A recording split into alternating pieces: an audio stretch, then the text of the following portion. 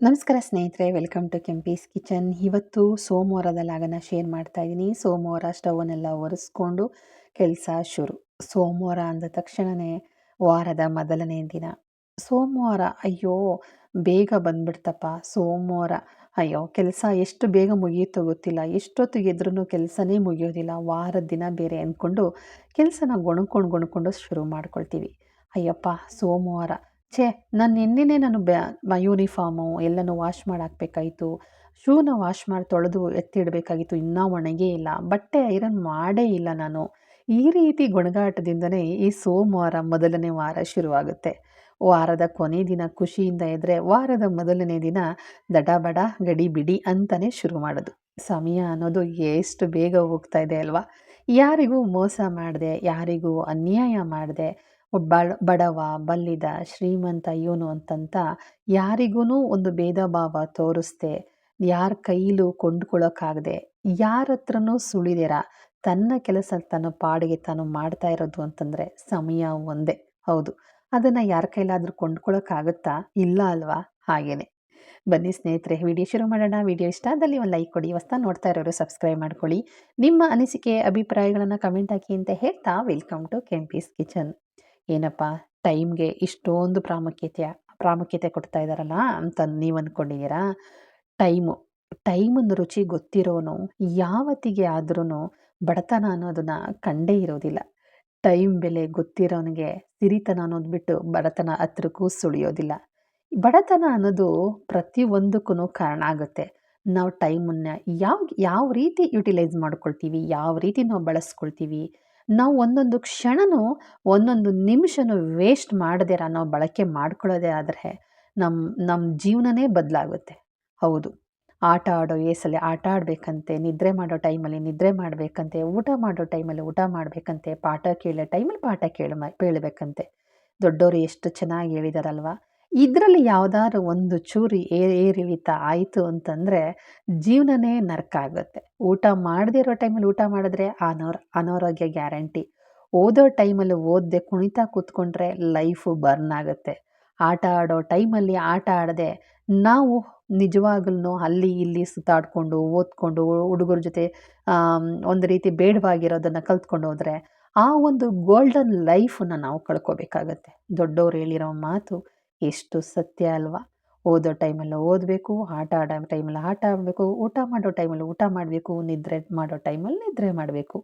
ಎಷ್ಟು ಹೌದು, ಟೈಮ್ ಸಾಕಾಗೋದೇ ಇಲ್ಲ ಅಂತ ಒಂದು ಕ್ಯಾಟಗಿರಿ ಹೇಳಿದ್ರೆ, ಟೈಮ್ ಅಯ್ಯೋ ಇನ್ನೂ ಇಲ್ಲೇ ಇದೆಯಾ ಮುಂದಕ್ಕೆ ಹೋಗೇ ಇಲ್ವಾ ಅಂತ ಒಂದು ಕ್ಯಾಟಗಿರಿ ಹೇಳುತ್ತೆ.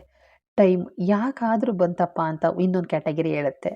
ಮತ್ತೊಂದು ಕ್ಯಾಟಗಿರಿ ಈ ಸಮಯಕ್ಕೆ ಏನು ಮಾಡೋದಕ್ಕೇನು ಕೆಲಸನೇ ಇಲ್ಲ, ಯಾಕಾದರೂ ನಿಂತಲ್ಲೇ ನಿಂತಿದೆಯೋ, ಇನ್ನೂ ಎಷ್ಟು ದಿನ ಅಂತ ಅಂತ ಇನ್ನೊಂದು ಕ್ಯಾಟಗಿರಿ ಹೇಳಿದ್ರೆ, ಇನ್ನೊಂದು ಕ್ಯಾಟಗಿರಿ ಏನಂತ ಹೇಳುತ್ತೆ, ಎಷ್ಟು ಟೈಮ್ ಕೊಟ್ಟರೂ ಸಾಕಾಗಲ್ಲ ಅಂತಂತ ಅನಿಸುತ್ತೆ. ಆ ಕ್ಯಾಟಗಿರಿ ಯಾರೂ ಇಲ್ಲ, ಎರಡೇ ಜಾತಿ ಇರೋದು, ಹೆಣ್ಣು ಗಂಡು ಅನ್ನೋ ಕ್ಯಾಟಗಿರಿನಲ್ಲಿ ಅದೇ ಮಾತಿರೋದು. ಹೌದು, ವಯಸ್ಸಾದಂಥ ಕಾಲದಲ್ಲಿ ಅಪ್ಪ ಭಗವಂತ ಈ ಸಮಯನ ನಾನು ಕಳೆಯೋಕ್ಕಾಗ್ತಾ ಇಲ್ಲ, ಒಂದೊಂದು ಕ್ಷಣನೂ ಒಂದೊಂದು ಯುಗದ ಥರ ಆಗ್ತಾ ಇದೆ, ನನ್ನನ್ನು ಬೇಗ ಕರ್ಕೊಂಬಿಡಪ್ಪ ಅಂತ ಒಂದು ಕ್ಯಾಟಗಿರಿ, ವಯಸ್ಸಾಗಿರೋ ಕ್ಯಾಟಗಿರಿ ಅಂತವ್ರು ಕೇಳ್ಕೊಳ್ಳೋದಾದರೆ, ಅಬ್ಬಾ ಟೈಮೇ ಸಾಕಾಗ್ತಾ ಇಲ್ಲ, ಅಯ್ಯೋ ಇಷ್ಟು ಬೇಗ ಟೈಮ್ ಆಗೋಯ್ತಾ, ಈಗ ತಾನೇ ಕಣ್ಣು ಮುಚ್ಚಿ ಕಂಡುಬಿಟ್ಟಂಗೆ ಇದೆಯಪ್ಪ, ಕಣ್ಣು ಮುಚ್ಚಿ ಕಂಡುಬಿಡೋದ್ರಲ್ಲಿ ಬೆಳಗಾಗುತ್ತೆ, ಕಣ್ಣು ಮುಚ್ಚಿ ಕಂಡುಬಿಡೋದ್ರಲ್ಲಿ ರಾತ್ರಿ ಆಗುತ್ತೆ ಅನ್ನೋದು ಇನ್ನೊಂದು ಕ್ಯಾಟಗಿರಿ. ಅಯ್ಯೋ ಸಮಯ ತಾನೇ ಇರಲಿ ಬಿಡು, ನಾಳೆ ಮಾಡ್ಕೊಂಡ್ರಾಯ್ತು, ಇದೇ ಸಮಯಕ್ಕೆ ಅಂದ್ಕೊಂಡು ಇರೋ ಟೈಮನ್ನು ವೇಸ್ಟ್ ಮಾಡಿಕೊಂಡು ಮೂರ್ಖನ ಥರ ಬದುಕಿದವರು ತುಂಬ ಜನ ಇದ್ದಾರೆ. ಹೌದು ಸ್ನೇಹಿತರೆ, ಟೈಮ್ ಹುಟ್ಟೋದಕ್ಕೂ ಟೈಮ್, ಸಾಯೋದಕ್ಕೂ ಟೈಮ್. ಯಾವ ಟೈಮಲ್ಲಿ ಹುಟ್ಟಿದಾನೆ, ಯಾವ ಒಂದು ಗುರುಬಲ ಇದೆಯಾ, ಯಾವ ರಾಜಯೋಗ ಇದೆಯಾ, ಯಾವ ಬಲ ಇದೆ ಇವನಿಗೆ, ಕೆಟ್ಟದ್ದ ಒಳ್ಳೇದಾ ಅಂತ ಕೇಳೋತಾರೆ.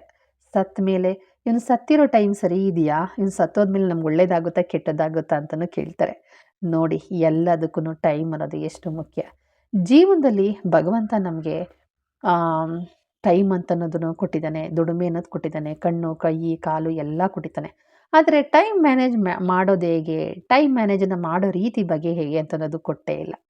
ಲೈಫಲ್ಲಿ ಬೇಡವಾಗಿರೋದಕ್ಕೆಲ್ಲ ಎಷ್ಟೋ ಜನ ವೇಸ್ಟಾಗಿ ಟೈಮನ್ನು ಖರ್ಚು ಮಾಡ್ತಾ ಇರ್ತಾರೆ. ಹೌದು, ಅಕೌಂಟಲ್ಲಿ ಇದ್ದಾಗೆ ಅದು ಅಂತ ಅನ್ನೋದಾದರೆ ಖಂಡಿತ ಇಲ್ಲ.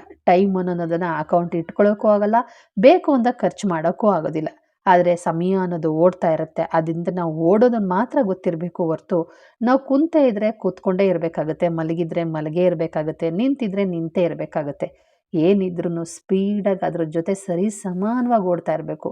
ಆದರೆ ಹಿಂದೆನೂ ಓಡಬಾರ್ದು, ಮುಂದೆನೂ ಓಡಬಾರ್ದು, ಸರಿ ಸಮಾನವಾಗಿ ಓಡ್ತಾ ಇದ್ರೆ ಬದುಕಲ್ಲಿ ಗೌರವ, ಬೆಲೆ, ಹಣ, ಐಶ್ವರ್ಯ, ಶಾಂತಿ, ನೆಮ್ಮದಿ, ಆರೋಗ್ಯ ಎಲ್ಲವೂ ಸಂಪಾದನೆ ಮಾಡ್ಬೋದು. ಹೌದು.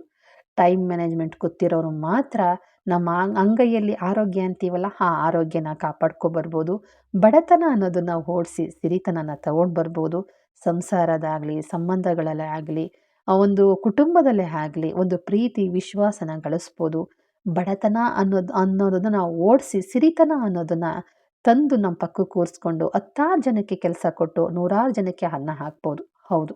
ಈ ಟೈಮ್ ಅನ್ನೋದನ್ನ ಸರಿಯಾಗಿ ನಾವು ಬಳಕೆ ಮಾಡೋದು ಯಾರಿಗೆ ಗೊತ್ತಿರುತ್ತೆ, ಅವನು ಮಾತ್ರ ಈ ಪ್ರಪಂಚದಲ್ಲಿ ಬದುಕೋದಕ್ಕೆ ಸಾಧ್ಯ. ಇಲ್ಲ ಅಂತಂದರೆ ಅವನು ಮೂರ್ಖನಾಗೇ ಇರಬೇಕಾಗತ್ತೆ. ಹೌದು. ನಮ್ಮ ಆಯಸ್ಸು ಒಂದೊಂದು ಕ್ಷಣನೂ ಕಡಿಮೆ ಆಗ್ತಾ ಇರುತ್ತೆ ಹೊರತು ಜಾಸ್ತಿ ಆಗ್ತಾ ಇರಲ್ಲ ಅಂತ ಅನ್ನೋದನ್ನ ಅರ್ಥ ಮಾಡ್ಕೋಬೇಕಾಗತ್ತೆ. ಜೀವನದಲ್ಲಿ ಹೆಣ್ಮಕ್ಳುಗಳು ಬೆಳಗ್ಗೆ ಎದ್ದ ತಕ್ಷಣ ಗಡಿಬಿಡಿ ಗಡಿಬಿಡಿ ಗಡಿಬಿಡಿ. ಹಿಂದಿನ ದಿನ ನಾನು ಏನು ಅಡುಗೆ ಮಾಡಬೇಕು ಪ್ಲ್ಯಾನ್ ಇರೋಲ್ಲ. ತಿಂಡಿ ಏನು ಮಾಡಬೇಕು ಪ್ಲ್ಯಾನ್ ಮಾಡ್ಕೊಂಡಿರಲ್ಲ. ತಿಂಡಿ ಏನೇನು ರೆಡಿ ಮಾಡ್ಕೋಬೇಕು ಏನೂ ಮಾಡ್ಕೊಂಡಿರಲ್ಲ. ಬೆಳಗ್ಗೆ ಎದ್ದು ಪ್ರತಿಯೊಂದಿಗೂ ಗಡಿಬಿಡಿ ಮಾಡಿಕೊಂಡಾಗ ಮನಸ್ಸು ಹಾಳಾಗುತ್ತೆ, ದೇಹನೂ ಹಾಳಾಗುತ್ತೆ. ಆವತ್ತು ದಿನ ಎಲ್ಲ ಮೂಡ್ ಸರಿನೇ ಇರೋದಿಲ್ಲ. ಒಂದಲ್ಲ ಒಂದು ಕಿರಿಕಿರಿ ಮಾಡ್ಕೊಳ್ತಾ ಇರ್ತೀವಿ. ಮನಸ್ಸು ಸರಿ ಇಲ್ಲ ಅಂತಂದರೆ ಯಾವ ಕೆಲಸಗಳು ಆಗೋದಿಲ್ಲ. ಹಾಗಾಗಿ ಹೆಣ್ಮಕ್ಳಾಗಲಿ ಗಂಡು ಮಕ್ಕಳಾಗಲಿ ದುಡ್ಡನ್ನು ಸಂಪಾದನೆ ಮಾಡಬೇಕಾದ್ರೂ ಅಷ್ಟೇ ಒಂದು ಟೈಮನ್ನು ವೇಸ್ಟ್ ಮಾಡದೆ ದುಡ್ಡನ್ನು ಕೂಡಿಸಿಟ್ಕೊಳ್ಳಿ. ಯಾಕೆಂದರೆ ಟೈಮ್ ಯಾರಪ್ಪನ ಮನೆ ಸೊತ್ತು ಅಲ್ಲ, ತನ್ನ ತಾನೇ ಓಡ್ತಾ ಇರುತ್ತೆ ಅನ್ನೋದು ಅಷ್ಟೇ ಸತ್ಯವಾದ ಮಾತು. ಇವತ್ತು ನಾವು ₹1 ಕೂಡ ಹಾಕಿದ್ರೆ ನಾಳೆ ನಮಗೆ ಅದು ₹1000 ಆಗ್ಬೋದು, ₹5000 ಆಗ್ಬೋದು, ₹10,000 ಆಗ್ಬೋದು, ಕೋಟಿಗಳ ರೂಪದಲ್ಲಿ ನಮ್ಮ ಕೈ ಸೇರ್ಬೋದು. ಹೌದು. ಟೈಮ್ ಅನ್ನೋದು ಅಷ್ಟು ಮುಖ್ಯ ಆಗಿರುತ್ತೆ. ಇವಾಗ ಉದಾಹರಣೆಗೆ ಬ್ಯಾಂಕಲ್ಲಿ ನೀವು ಸಾಲ ತಗೊಂಡು ನೋಡಿ, ಇವತ್ತು ನನಗೆ ಟೈಮ್ ಇಲ್ಲ ಕಣೋ, ನಾಳೆ ಕಟ್ಟಿದ್ರಾಯ್ತು ಬಡ್ಡಿನ ಅಂತ ಬಿಟ್ಟು ನೋಡಿ. ಆದರೆ ಒಂದು ದಿನದ ಬಡ್ಡಿಗೆ 1 ತಿಂಗಳು ಬಡ್ಡಿನ ಕಟ್ಟಬೇಕಾಗತ್ತೆ. ಇವತ್ತು ಕಟ್ಟಿದ್ದಿದ್ರೆ ಬರೀ ಈ ತಿಂಗಳು ಮಾತ್ರ ಕಟ್ಟಬೇಕಾಗಿತ್ತು. ಒಂದು ದಿನ ನಾವು ಟೈಮನ್ನು ವೇಸ್ಟ್ ಮಾಡಿದ್ದಕ್ಕೆ 1 ತಿಂಗಳು ಬಡ್ಡಿ.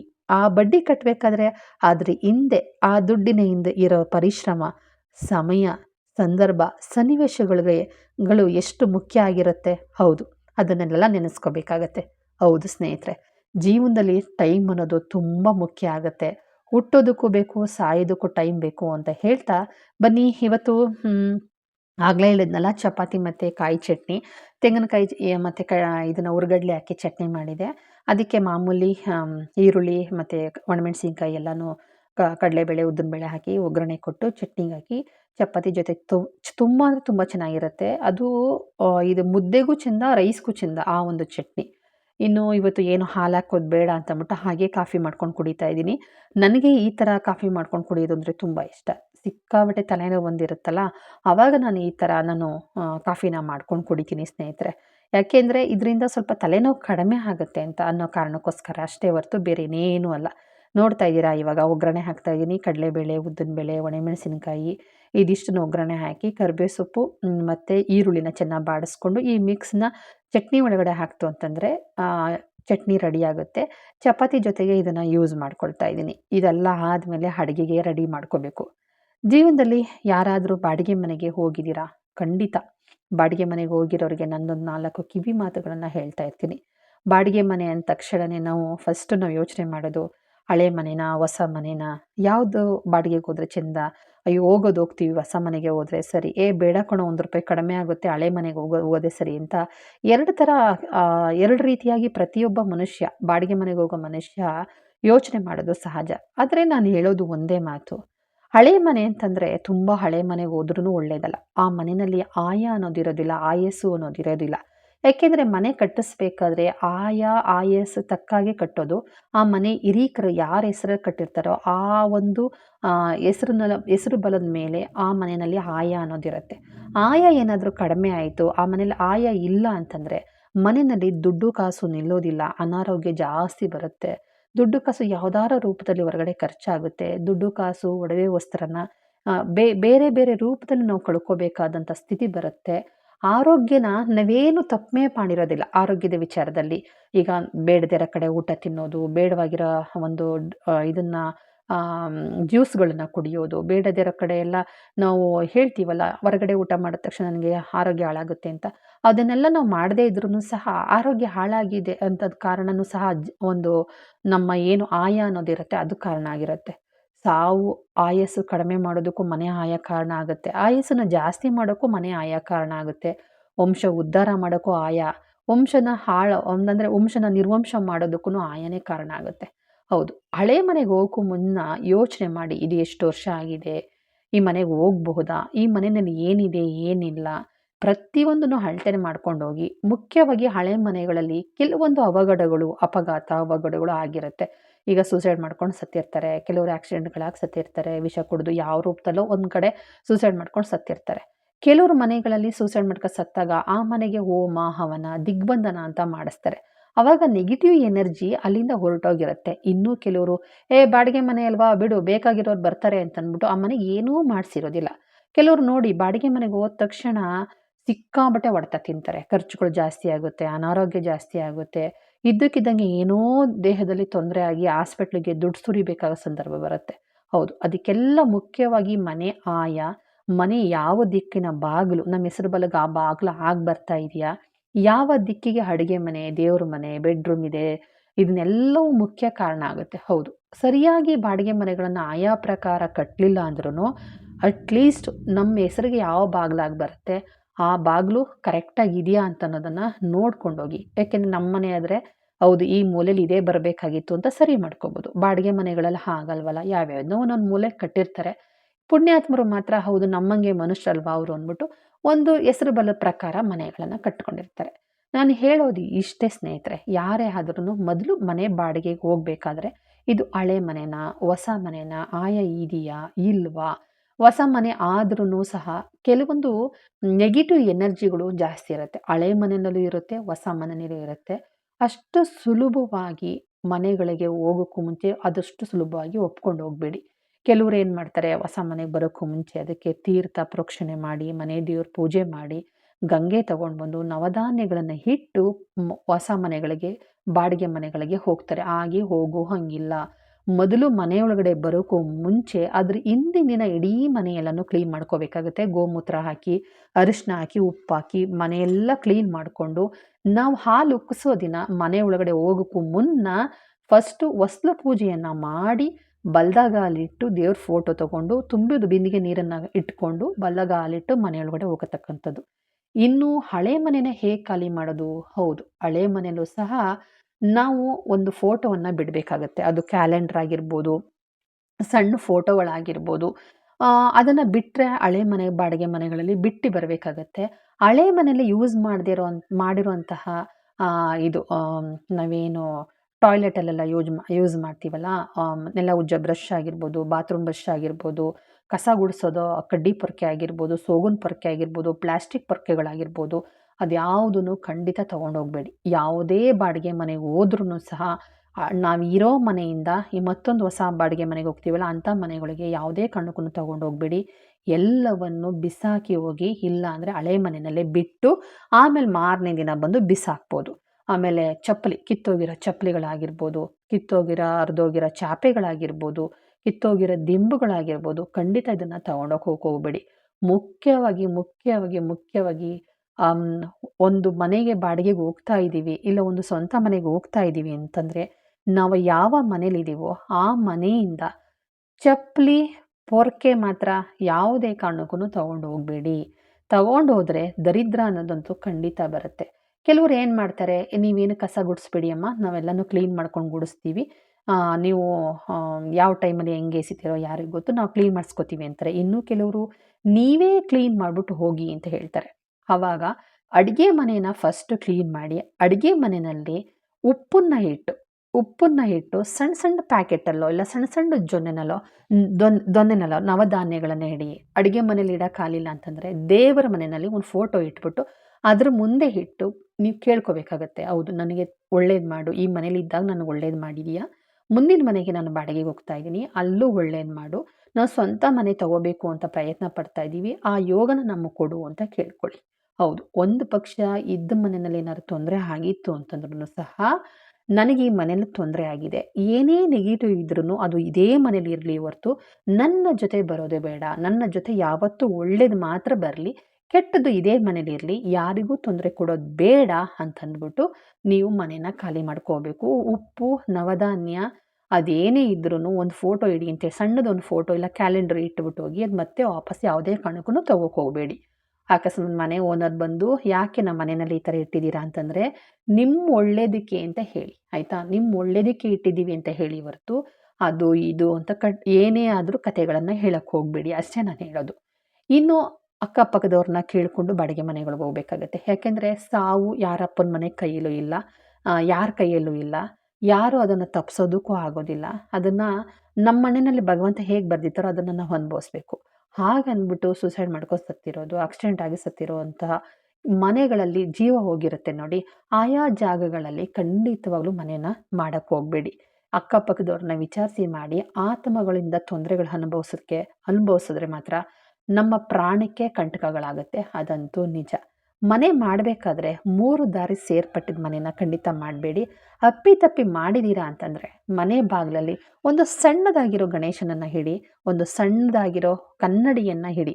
ಇದರಿಂದ ಮನೆ ಏಳಿಗೆ ಆಗುತ್ತೆ. ಅದರಲ್ಲೂ ಏನಾದ್ರು ಅಂಗಡಿ ಮಳಿಗೆ ಇತ್ತು ಅಂತಂದರೆ ತುಂಬಾ ಒಳ್ಳೆಯದು. ಕನ್ನಡಿ ಗಣೇಶ ಮೂಲೆ ಸೇರಿದಂಗಿಟ್ರೆ ತ್ರಿಕೋಣಾಕಾರವಾಗಿ ಈಗ 3 ದಾರಿ ಸೇರುತ್ತೆ ನೋಡಿ, ಆ ಮೂಲೆಯಲ್ಲಿ ಮನೆ ಬಂದಿದೆ ಅಂದರೆ ಗಣೇಶ, ಕನ್ನಡಿ ಇವೆರಡನ್ನೂ ಇಡಬೇಕಾಗತ್ತೆ. ಕನ್ನಡಿ ಅಂದರೆ ಯಾವ ಥರ ಬಸ್ಸಿಗೆಲ್ಲ ನೋಡ್ತಾರೆ ನೋಡಿ, ಹಿಂದೆಗಡೆ ಯಾವ್ದು ವೆಹಿಕಲ್ ಬರ್ತಿದೆ ಅಂತ, ಆ ಥರ ಕನ್ನಡಿನ ನಾವು ಹಾಕಬೇಕಾಗುತ್ತೆ ಮನೆಗೆ. ಮನೆ ಗೋಡೆಗಾದರೂ ಸರಿ, ಕಾಂಪೌಂಡ್ಗಾದರೂ ಸರಿ. ಈ ಥರ ಆದರೆ ಮನೆ ತುಂಬ ಒಳ್ಳೆಯದಾಗುತ್ತೆ. ಅದು ಬಾಡಿಗೆ ಮನೆ ಆಗಿರಲಿ, ಸ್ವಂತ ಮನೆ ಆಗಿರಲಿ ತುಂಬಾ ಒಳ್ಳೆಯದು ಅಂತ ಹೇಳ್ತೀನಿ. ಇರಲಿ ಬನ್ನಿ, ಇವಾಗ ಅಲಸಂದೆ ಕಳಸ ಗೊಜ್ಜನ್ನ ಮಾಡ್ತಾಯಿದ್ದೀನಿ. ಈರುಳ್ಳಿ, ಚಕ್ಕೆ, ಲವಂಗ, ಸೋಂಪು, ಸ್ವಲ್ಪ ಜೀರಿಗೆ, ಅರಿಶಿನ ಪುಡಿ, ಟೊಮೊಟೊ, ಆಮೇಲೆ ಶುಂಠಿ, ಬೆಳ್ಳುಳ್ಳಿ, ಆಮೇಲೆ ಕೊತ್ತಂಬರಿ ಸೊಪ್ಪು, ಚಿಲ್ಲಿ ಪೌಡರ್, ಧನಿಯಾ ಪುಡಿ ಇದೆಲ್ಲನೂ ಒಂದೊಂದೇ ಹಾಕಿ ಹುರ್ಕೊಳ್ತಾ ಇದ್ದೀನಿ. ಹುರ್ಕೊಂಡು ಅದಾದಮೇಲೆ ಇದಕ್ಕೆ ತರಕಾರಿ ಅಂತ ಏನೂ ಹಾಕಿಲ್ಲ. ಆಲೂಗಡ್ಡೆ, ಬದನೆಕಾಯಿ ಹಾಕ್ಕೋಬೋದು, ಬೀನ್ಸ್ ಹಾಕ್ಕೋಬೋದು. ಬಟ್ ನಾನು ಇಲ್ಲಿ ಒಂದು ಆಲೂಗಡ್ಡೆ ಇತ್ತು ಅಂತ ಆಲೂಗಡ್ಡೆ ಹಾಕಿದ್ದೀನಿ. ಸ್ವಲ್ಪ ಮೆಂತ್ಯ ಸೊಪ್ಪಿತ್ತು ಅಂತ ಅದನ್ನು ಕಟ್ ಮಾಡ್ಕೊಂಡಿದ್ದೀನಿ. ಇನ್ನು ಒಗ್ಗರಣೆ ಹಾಕ್ಬಿಡ್ತೀನಿ. ಇದನ್ನು ನಾನು ಒಂದು ಈರುಳ್ಳಿ ಕಟ್ ಮಾಡಿ ಇಟ್ಕೊಂಡಿದ್ದೀನಿ, ಕೊತ್ತಂಬರಿ ಸೊಪ್ಪು, ಒಂದು ಟೊಮೊಟೊ, ಒಂದು ಮೆಂತ್ಯ ಸೊಪ್ಪು ಎಲ್ಲನೂ ಸಹ ಸ್ವಲ್ಪ ಕಟ್ ಮಾಡಿ ಇಟ್ಕೊಂಡಿದ್ದೀನಿ ಒಗ್ಗರಣೆಗೆ ಅಂತ. ಇನ್ನು ನಾನು ಆಗಲೇ ಹೇಳಿದ್ನಲ್ಲ, ಚಿಲ್ಲಿ ಪೌಡರ್, ಧನಿಯಾ ಪುಡಿ ಎಲ್ಲನೂ ಹಾಕಿ ರೆಡಿಯಾಗಿ ಇಟ್ಟಿದ್ದೀನಿ. ಅದು ತಣ್ಣಗಾದ್ಮೇಲೆ ನೈಸಾಗಿ ರುಬ್ಬಿ ಒಗ್ಗರಣೆ ಕೊಟ್ಕೋಬೇಕು. ಸ್ವಲ್ಪ ಎಣ್ಣೆ, ಸ್ವಲ್ಪ ಸೋಂಪು, ಆಮೇಲೆ ಎಣ್ಣೆ ಕಾದ್ಮೇಲೆ ಸ್ವಲ್ಪ ಇದು ಈರುಳ್ಳಿ ಹಾಕಿ ಬಾಡಿಸ್ಕೊಂಡು, ಆಮೇಲೆ ಕಾಳು, ಆಮೇಲೆ ಆಲೂಗೆಡ್ಡೆ, ಒಂದು ಟೊಮೊಟೊ ಎಲ್ಲನೂ ಹಾಕಿ ಬಾಡಿಸ್ಕೊಂಡು, ಆಮೇಲೆ ರುಬ್ಬಿಟ್ಟಿರೋ ಮಸಾಲೆ ಎಲ್ಲನೂ ಹಾಕಿ ಚೆನ್ನಾಗಿ ಹುರ್ಕೊಂಡು ಆದಮೇಲೆ ಅಳತೆ ತಕ್ಕಷ್ಟು ನೀರು ಹಾಕಿ ಕುಕ್ಕರ್ ಮುಚ್ಚಳ ಮುಚ್ಚಿ 2 ವಿಸಲ್ ಬರ್ಸ್ಕೊತು ಅಂತಂದರೆ ಅಳಸಂದೆ ಕಾಳು ಸಾಂಬಾರು ರೆಡಿಯಾಗುತ್ತೆ. ಸಂಬಾರ ಮಸಾಲ ಏನು ಉರಿಬೇಕು ಅಂತೇನಿಲ್ಲ, ಹಸಿದು ಬೇಕಾದರೂ ಹಾಕ್ಬೋದು. ನಿಮ್ಮ ಅನುಕೂಲಕ್ಕೆ ತಕ್ಕಾಗ ಹಾಕಿ. ಯಾಕೆಂದರೆ ಕೆಲವ್ರಿಗೆ ಹಸಿದು ಹಾಕಿದ್ರೆ ಇಷ್ಟ ಆಗೋದಿಲ್ಲ, ಹುರಿದು ಹಾಕಿದ್ರೆ ಇಷ್ಟ. ಕೆಲವ್ರಿಗೆ ಹುರಿದು ಹಾಕಿದ್ರೆ ಇಷ್ಟ ಆಗೋದಿಲ್ಲ. ನಿಮ್ಗೆ ಹೆಂಗೆ ಅನುಕೂಲ ಆಗುತ್ತೆ ಆ ಥರ ಹಾಕಿ ಅಂತ ಹೇಳ್ತೀನಿ. ಇದನ್ನೆಲ್ಲ ಹಾಕಿ ಚೆನ್ನಾಗಿ ನೈಸಾಗಿ ರುಬ್ಕೋಬೇಕು. ತರಿಯಾಗಿ ರುಬ್ಬಿದ್ರೆ ಚೆನ್ನಾಗಿರೋದಿಲ್ಲ. ಸ್ನೇಹಿತರೆ, ಇವತ್ತಿನ ವಿಡಿಯೋ ಏನು ಅನ್ನಿಸ್ತು? ಇವತ್ತಿನ ವಿಡಿಯೋ ಬಗ್ಗೆ ಖಂಡಿತ ಕಮೆಂಟ್ ಹಾಕಿ. ಮಾತಾಡ್ತಾ ಟೈಮ್ ಬಗ್ಗೆ ಮಾತಾಡ್ತಾ ಹೋದೆ. ಆಮೇಲೆ ಬಾಡಿಗೆ ಮನೆ ಬಗ್ಗೆ ಮಾತಾಡಿದೆ. ಬಾಡಿಗೆ ಮನೆ ಬಗ್ಗೆ ಎಷ್ಟು ಹೇಳಿದ್ರೂ ಸಾಕಾಗೋದಿಲ್ಲ. ಅಕ್ಕಪಕ್ಕದವರು ಈ ಮನೆಯಲ್ಲಿ ತೊಂದರೆ ಆಗುತ್ತೆ, ಈ ಮನೆ ಏಳಿಗೆ ಆಗುತ್ತೆ, ಹೋಗಿ ಅಂತ ಯಾರೂ ಹೇಳೋರು ಇರೋದಿಲ್ಲ. ಕೇಳಿದ್ರೂ ಸಹ ನಮಗೆ ಗೊತ್ತಿಲ್ಲ, ಓನರ್ನೇ ಕೇಳ್ಕೊಳ್ಳಿ, ಅವ್ರು ಕೇಳ್ಕೊಳ್ಳಿ, ಇವ್ರು ಕೇಳ್ಕೊಳ್ಳಿ ಅಂತಾರೆ. ಸೂಚನೆಗಳು ಕೊಡುತ್ತೆ. ಬಾಡಿಗೆ ಮನೆಗೆ ಹೋಗ್ಬೇಕಾದ್ರೆ ಏನಾರು ಎಡವಟ್ಟಾಯಿತು ಅಂತಂದರೆ ಖಾಲಿ ಬಿಂದಿಗೆ ಕಣ್ಣೆದುರುಗಡೆ ಕಾಣಿಸ್ಕೊಳ್ಳೋದು, ಯಾರೋ ಕಸ ಗುಡಿಸ್ತಿರಂಗೆ ಕಾಣಿಸ್ಕೊಳ್ಳೋದು, ನಾಯಿ ಬರೋ ಹಂಗಾಗೋದು, ಅಥವಾ ಯಾವುದೋ ಒಂದು ಕೆಟ್ಟದೇನಾದರೂ ಕಾಣಿಸ್ಕೊಳ್ಳೋದು ಅವೆಲ್ಲ ಆಗುತ್ತೆ. ಆ ಥರ ಏನಾರು ಆಯಿತು ಅಂತಂದರೆ ಖಂಡಿತ ಹೋಗಬೇಡಿ. ಈಗ ಎಷ್ಟೋ ಸಲ ಗಾಡಿ ಮೇಲೆ ಕೂತ್ಕೊಂಡು ಹೋಗ್ತಾ ಇರ್ತೀವಿ ಅಂದ್ಕೊಳ್ಳಿ, ಸಡನ್ನಾಗಿ ಯಾವುದೋ ಒಂದು ವೆಹಿಕಲ್ ಬಂದು ಅಡ್ಡ ಹಾಕ್ದಂಗೆ ಆಗೋದು, ನಮ್ಮ ವ್ಯಾನಿಟಿ ಬ್ಯಾಗ್ ಬಿತ್ಕೊಳ್ಳೋದು, ಫೋನ್ ಕೆಳಗಡೆ ಬಿಡೋದು, ಚಪ್ಪಲಿ ಬೀಳೋದು, ವೇಲು ಬಾಗಿಲು ಸಿಗಾಕೊಳ್ಳೋದು, ಮನೆ ಕೀ ಬೀಳೋದು ಇವೆಲ್ಲವೂ ಸೂಚನೆಗಳಾದಾಗ ಅಂಥ ಟೈಮಲ್ಲಿ ಬಾಡಿಗೆ ಮನೇನ ನೋಡೋಕ್ಕೆ ಹೋಗಬೇಡಿ. ಯಾಕೆಂದರೆ ನೀವು ಹೋಗ್ತೀರಾ ಮನೆ ಸರಿ ಇಲ್ಲ, ಇದರಿಂದ ಕೆಟ್ಟದಾಗುತ್ತೆ ಅನ್ನೋ ಒಂದು ಸೂಚನೆ ಇರುತ್ತೆ. ಸೂಚನೆಗಳನ್ನ ಅರ್ಥ ಮಾಡ್ಕೊಳ್ಳಿ. ಪ್ರಕೃತಿ ಮಾತಾಡುತ್ತೆ ಪ್ರತಿಯೊಬ್ಬರಿಗೂ. ಈಗ ಒಂದು ಮನೆಗೆ ಹೋಗ್ತಾ ಇದ್ದೀವಿ ಅಂದರೆ ಆಟೋಮೆಟಿಕ್ಕಾಗಿ ಒಳ್ಳೆ ಪಾಸಿಟಿವೇ ಸಿಗುತ್ತೆ. ತುಂಬಿದ ಬಿಂದಿಗೆ ಸಿಗೋದು, ಆಮೇಲೆ ಯಾರೋ ಒಂದು ಇದರಲ್ಲಿ ಡ್ರಮ್ಮಲ್ಲಿ ನೀರು ತುಂಬ್ಕೊಂಡು ಹೋಗ್ತಾ ಇರ್ತಾರೆ, ನೀರಿನ ಕ್ಯಾನ್ ದೊಡ್ಡ ಡ್ರಮ್ಮಲ್ಲಿ ಆ ಥರ ಸಿಗೋದು, ಅಮ್, ಒಂದು ಒಳ್ಳೇದು ಮುತ್ತೈದೆ ಹೆಂಗಸರ ಥರ ಅಂದರೆ ಅರಿಶಿನ ಕುಂಕುಮ ಹಿಡ್ಕೊಂಡು ಹೋಗೋ ಥರ ಸಿಗೋದು. ಎಲ್ಲ ಒಂದು ಒಳ್ಳೊಳ್ಳೆ ಪಾಸಿಟಿವೇ ಸಿಗುತ್ತೆ. ನೆಗೆಟಿವ್ ಆದಾಗ ನೆಗೆಟಿವೇ ಸಿಗುತ್ತೆ, ಪಾಸಿಟಿವ್ ಆದಾಗ ಪಾಸಿಟಿವೇ ಸಿಗುತ್ತೆ. ಮನೆಗಳಿಗೆ ಹೋಗಬೇಕಾದ್ರೆ ಸುತ್ತಮುತ್ತ ಗಮನ ಕೊಟ್ಟು ನೋಡಿ ಆಲಿಸಿ ಹೋಗಿ, ಅಕ್ಕಪಕ್ಕದ ಬಗ್ಗೆ ಖಂಡಿತ ವಿಚಾರಿಸ್ಕೊಂಡೋಗಿ, ಹೇಗಂದರೆ ಹಾಗೆ ಹೋಗಬೇಡಿ. ಯಾಕಂದರೆ ಮಕ್ಕಳು ಮರಿ ಗಂಡ ಮಾ ಎಲ್ಲ ಇದ್ದಾಗ ಜೀವನ ಮಾಡೋದು ತುಂಬ ಕಷ್ಟ ಆಗುತ್ತೆ ಅಂತ ಹೇಳ್ತಾ ಈ ವಿಡಿಯೋನ ಇಲ್ಲಿಗೆ ಮುಗಿಸ್ತಾ ಇದ್ದೀನಿ.